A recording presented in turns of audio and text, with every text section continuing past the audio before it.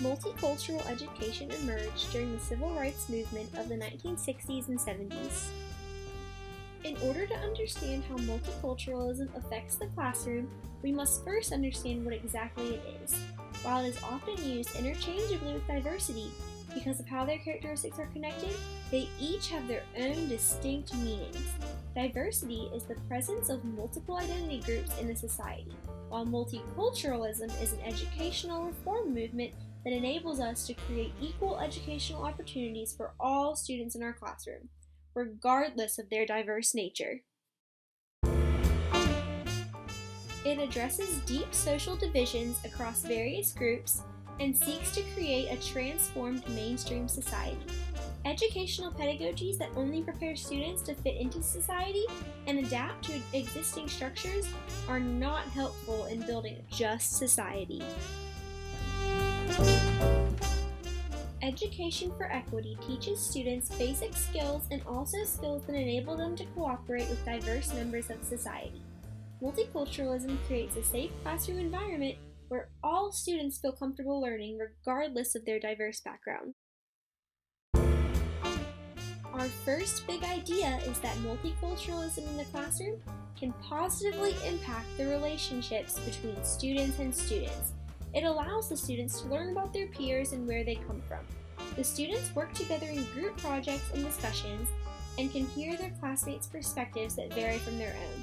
This will allow the students to be open to the ideas of others, and it is a way to integrate various perspectives to create a sufficient answer. It allows the students to connect with their peers in new ways and learn from them due to their diverse backgrounds. Through the teachers assigning groups in the class, it will ensure that the students are being exposed to other students that have different backgrounds than their own. They will appreciate the opportunity to learn from those who have different cultures than them. Multicultural research has shown that when used in the classroom, it decreases the likelihood of prejudices forming among the students.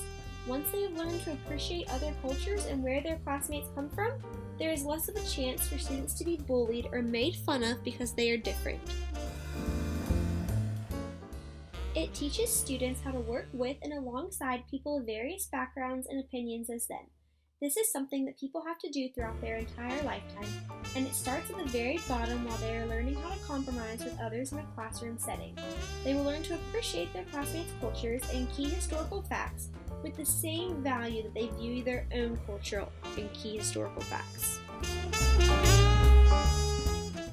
For example, the class could complete a project where they research their family histories and cultural groups to present in the class. This will allow them to first learn more about where they come from, as well as teach the other students more about themselves. The students will understand how to better act with each other and respond to one another when they know each other better. The students can also read the book Diego Rivera and discuss the different Mexican traditions that it encompasses. Even if none of these students discussing are Hispanic, the students will be able to compare their various backgrounds and decide which traditions are similar or different from their own. The students could also read The Crouching Tiger in order to learn about the backgrounds and traditions of the Chinese. They can complete this activity the same way they would with Diego Rivera. Overall, promoting multicultural education in the classroom will help the students learn more about where their classmates come from and in turn understand how to positively interact and relate with others.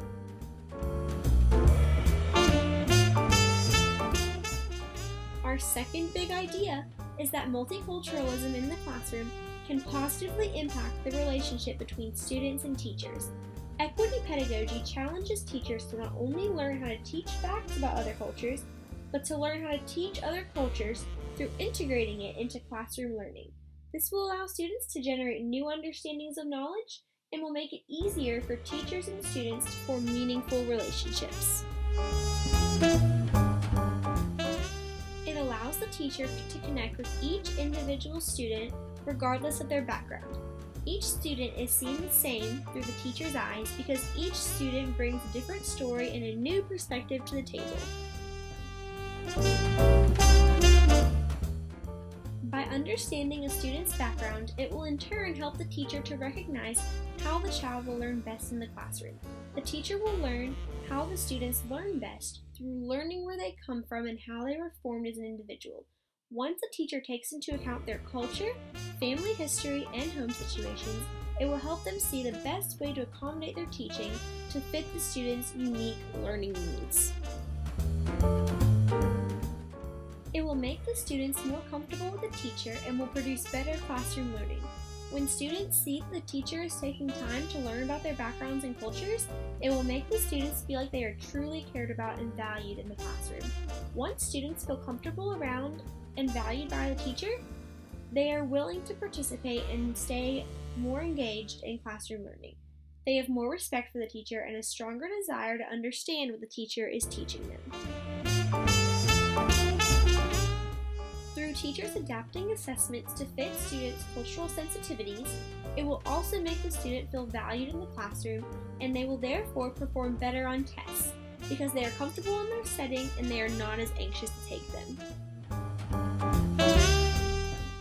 Teachers can take the time in the lesson about different backgrounds to understand where each child comes from so that they will understand how to address the subjects better.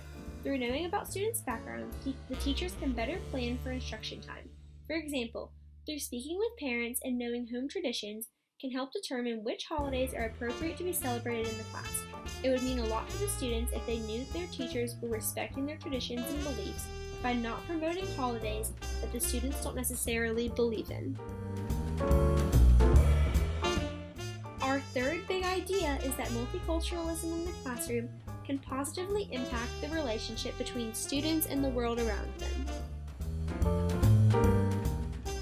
Most of our larger problems in society today root from the fact that people have difficulty working with others who are different than them. This is due to the lack of social skill and awareness to work with others and their views to make decisions, rather than just attempt to change their views. Our world desperately needs to gain perspective to accept the cultures and views of others, because they aren't going anywhere. There is no escape from others, and therefore there is no escape from multiculturalism. It is a necessary part of creating productive and transforming members of society. Schools enforcing multiculturalism in the classroom are teaching students the ways ideas such as justice, equality, freedom, peace, compassion, and charity are valued by different members of different cultures. Multiculturalism is a practice that will encourage students to take what they are learning about members of other cultures and go home and teach it to their friends, families, and communities around them. It will give the students eyes to see the world from the perspective of others with different views, and it will allow them to appreciate the culture of others. Multiculturalism in the classroom allows students to form better connections with other students, with their teachers, and with the world around them. Teachers must use multicultural pedagogy to reach out to every kid in their classroom. Students who are culturally diverse are more likely to be able to work with others and succeed in a world where everyone comes from different origins.